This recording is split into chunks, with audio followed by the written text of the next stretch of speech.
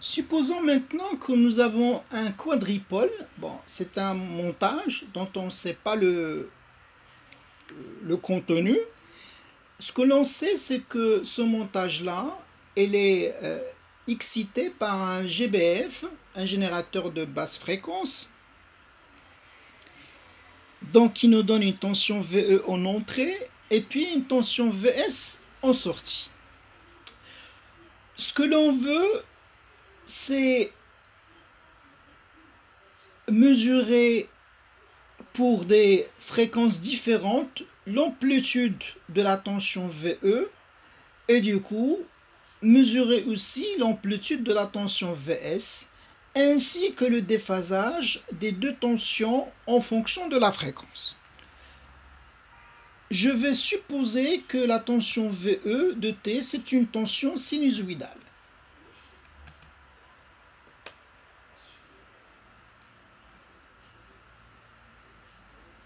Alors, je vais dire que je veux remplir ce tableau, c'est-à-dire tout simplement pour différentes fréquences de la tension VE, d'accord, je vais remplir ce tableau-là par des valeurs. Donc pour chaque valeur de la fréquence, je vais mesurer l'amplitude de VE. Alors pour simplifier la chose, on va essayer de laisser l'amplitude de VE constante. Par exemple, je vais dire que l'amplitude de VE, je ne vais pas y toucher. Je laisserai par exemple 1 volt durant, je vais supposer que VE restera est égal à 1 volt pour toutes les fréquences choisies. Maintenant, ce que je veux, c'est pour chaque fréquence du tableau, par exemple pour 1 Hz, pour 10 Hz, pour 20 Hz, etc., jusqu'à 10 puissance 4 qui correspond à 10 000 Hz, mesurer à chaque fois le module de la tension VS, d'accord? Donc à chaque fois que je vais faire la mesure avec le voltmètre, bon, et si j'ai par exemple un oscilloscope aussi, je peux le faire. Donc je vais mesurer pour chaque fréquence la valeur de l'amplitude de VS et je vais la reporter dans le tableau. D'accord? Et en même temps, je vais calculer par la suite VS sur VE, le module de VS sur VE. Et lorsque j'étais en train de faire la mesure de l'amplitude, je n'oublierai pas aussi de faire la mesure du déphasage entre la tension VS, la tension de sortie, et la tension d'entrée VE. D'accord?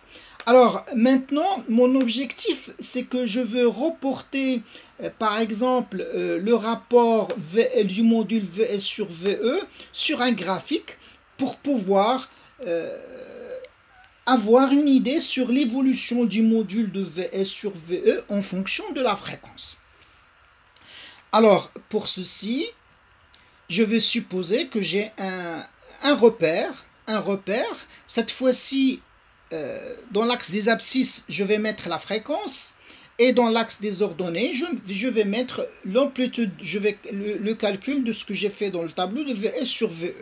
Alors maintenant, la question qui se pose, où est-ce que je vais mettre les valeurs des fréquences? D'accord? Alors, dans un premier temps, je vais essayer de commencer par les petites fréquences. Par exemple, je vais dire, bon, ici, je vais mettre par exemple 10, ensuite ici 20, ensuite 30, etc. Alors, vous remarquez que, par exemple, dans ce cas-là, si je veux représenter la fréquence 1000 Hz pour le cas simple, et pire encore, si je veux représenter la fréquence 10 000 Hz, ça va être très difficile, c'est-à-dire il va falloir que cet axe, il faut que je l'agrandis encore beaucoup plus pour pouvoir représenter les grandes fréquences. Alors, dans un deuxième cas, je vais me dire, bon, alors, au lieu que je m'intéresse aux faibles fréquences, je vais changer le repère, je vais changer l'échelle et je vais commencer par les grandes fréquences. Donc, par exemple, je vais me dire, bon, je vais prendre par exemple ici 10 000 Hz. Alors, avec 10 000 Hz, ça me donne à peu près 5000 à la moitié. Alors maintenant, si je veux représenter les petites, les faibles fréquences, alors je trouverai beaucoup de problèmes parce que ici, par exemple, où est-ce que je vais mettre 1000 Hz, où est-ce que je vais mettre 100 Hz, où est-ce que je vais mettre 10 Hz, c'est-à-dire que ce sont des fréquences qui vont être chevauchées ici. Alors, du coup, le choix de l'échelle que j'ai faite pour l'axe des fréquences n'est pas commode. Ce qui veut dire qu'il va falloir que je change le mode de voir l'échelle. Alors c'est pour cela que les gens se sont dit, bon, ici dans le premier et dans le premier cas et dans le deuxième ici, nous avons choisi ce qu'on appelle, ce que vous savez, c'est des échelles linéaires. D'accord? Alors maintenant, les gens ont pensé à ce qu'on appelle l'échelle logarithmique. Alors, comment ils ont fait? Alors, tout simplement, dans l'axe des fréquences, au lieu de représenter, par exemple, comme ce que nous avons fait au début, dans ce qu'ils ont fait, ils ont commencé, par exemple, par une échelle linéaire. Par exemple, ici, je vais mettre 1, ensuite 2, ensuite 3, etc. Et puis après, on va élever chaque nombre avec 10 à la puissance ce nombre-là. On va supposer que ça c'est x, donc à chaque fois on va mettre 10 à la puissance x. Alors ici ça me donne 10 à la puissance 1, c'est 10. Et ici ça me donnera 10 à la puissance 2, ça va faire 100. Et ici ça va faire 10 à la puissance 3 qui est 1000. Donc on ne va plus utiliser cette échelle. On va maintenant pouvoir utiliser la nouvelle échelle qui sera ce qu'on appelle une échelle logarithmique. Alors, pour pouvoir faire ça, donc on va utiliser la fonction log, donc je vais faire un petit rappel. Alors, la fonction logarithmique x et log de x, donc c'est une fonction qui a sa allure, avec log de 1 est égal à 0. Je vais essayer de donner quelques propriétés. Donc, si je donne log de a égale à b, ça veut dire 10 à la puissance b égale à a, et a doit être strictement positive. Alors, si je suppose que A1 et A2 sont deux nombres positifs, alors quelques propriétés, log de A fois A2, de A1 fois A2 est égal à log de A1 plus log de A2, log de A1 sur A2 du quotient est égal à la différence des logs, log de A à la puissance C est égal à C log de A. De toute façon, ce sont des propriétés que l'on utilisera par la suite.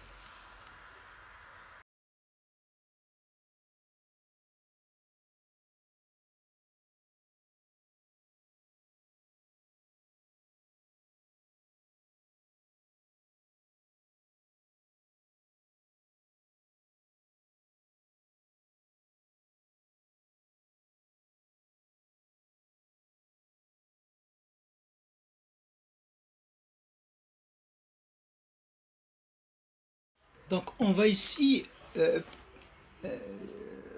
parler du papier semi-logarithmique que l'on va utiliser par la suite ou dans ce qui va suivre. En fait, donc l'axe des abscisses sera un axe logarithmique et l'axe des ordonnées sera un axe linéaire normal. Alors, comme vous voyez ici, vous avez la différence entre les valeurs n'est pas linéaire. Par exemple, là, vous avez 2, vous voyez, vous avez 2, ici, vous avez 3, vous avez 4, 5, ici, vous avez 10, 10 à la puissance 1, ça fait 10, ici, vous avez 10 à la puissance 2 qui va être égal à 100, ici, par exemple, vous avez 30, hein, ici, c'est 30, ici, vous avez, par exemple, 200, hein, d'accord?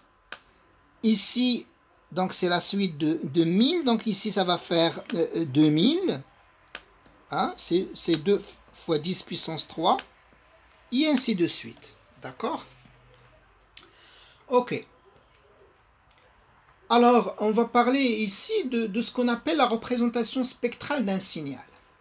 Alors, si je suppose que j'ai un signal S de t est égal à 20 sinus 50t, à oméga t, d'accord, avec oméga est égal à 50.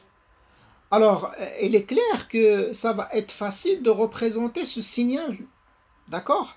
Mais si je vous dis, par exemple, que j'ai un signal S de t est égal à 2 cosinus t moins sinus 2t plus 3 cos 4t, et je vous demanderai de tracer les deux signaux. Donc, il est clair que la représentation du premier signal S de t ici, hein, elle va être beaucoup plus facile que là, parce que ici, vous avez les grandeurs qui sont faciles à déterminer. Par contre, ici, il va falloir que soit vous avez deux méthodes, soit de tracer les trois signaux et faire l'opération, hein, de la somme, ou bien pour chaque valeur du temps de t, déterminer l'expression de S de t. Alors, en représentation temporelle, donc nous avons les deux représentations suivantes. Donc, pour la première représentation, supposons que je ne vous ai pas donné l'expression de S de t. Je vous ai donné seulement la représentation de ce signal.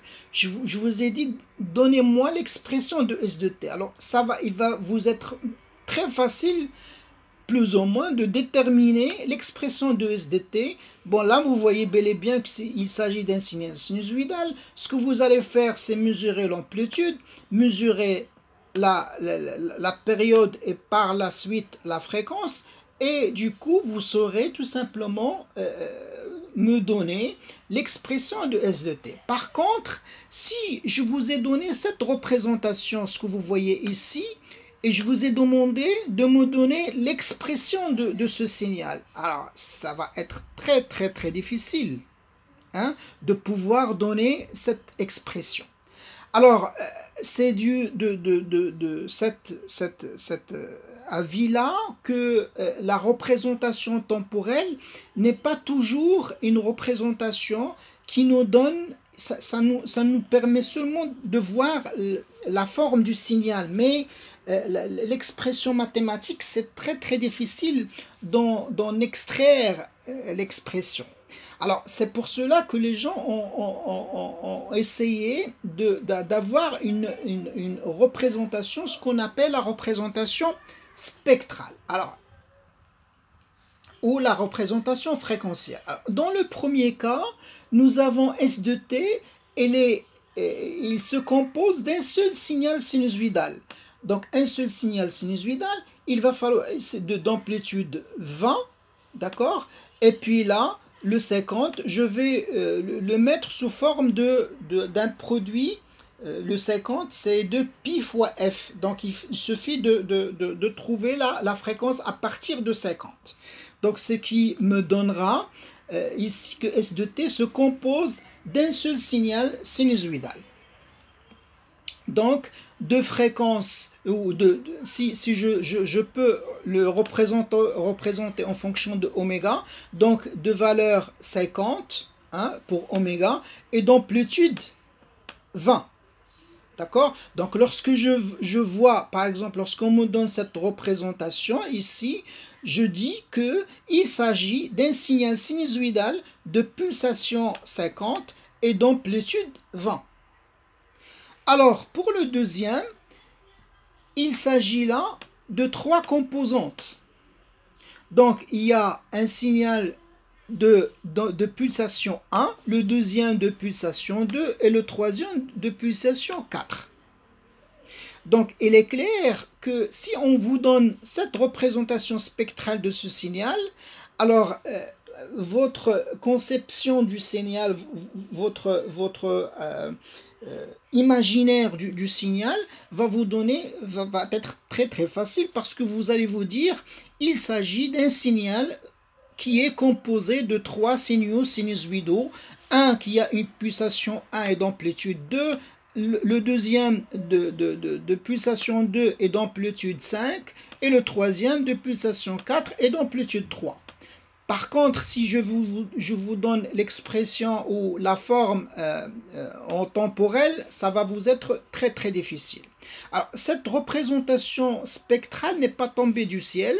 En fait, il y a un certain savant avec ANT qui a mis en évidence ce qu'on appelle une série qui a porté son nom, c'est Fourier. Alors Fourier, qu'est-ce qu'il a dit? Il a dit tout simplement que n'importe quel signal périodique peut être décomposé en une somme de plusieurs signaux sinusoïdaux. Donc, n'importe quel signal périodique S de t, c'est la somme de plusieurs signaux sinusoïdaux qui ont des pulsations multiples. Alors, par exemple, si je prends un signal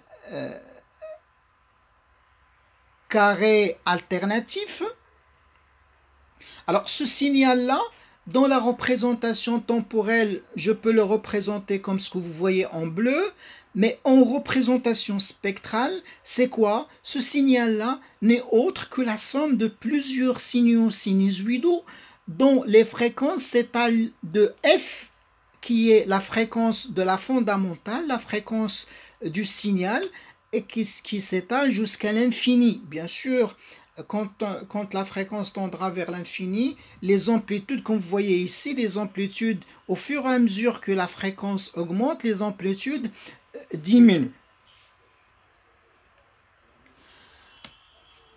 Ici, on va traiter du